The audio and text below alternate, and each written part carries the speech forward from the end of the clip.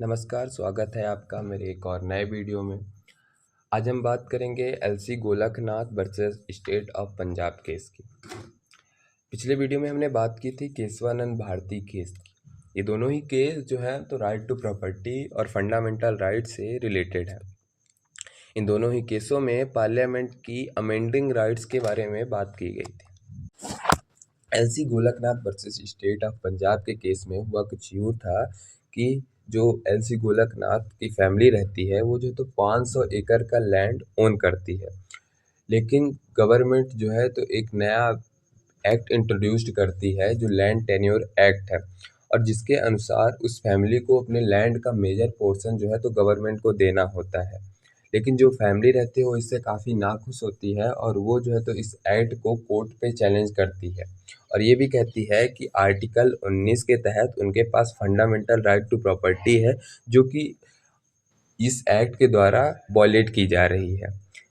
Supreme court के सामने ये क्वेश्चन भी वो रेज करते हैं कि जो है तो पार्लियामेंट की अमेंडिंग पावर कितनी होनी चाहिए, कितनी नहीं, जिस पर सुप्रीम कोर्ट का डिसीजन आता है और जजमेंट जो है तो 11 बेंचों के सदस्यों द्वारा लिया जाता है। और ये केस में ये ऑब्जर्व किया जाता है कि पार्लियामेंट की अमेंडिंग पावर जो है तो अनलिमिटेड नहीं बल्कि लिमिटेड है, और आर्टिकल 368 में जो अमेंडिंग पावर दी गई हैं वो सारी अमेंडिंग पावर एक लिमिटेड है, जो कि आर्टिकल 13 में उनकी लिमिटेशन सेट की गई।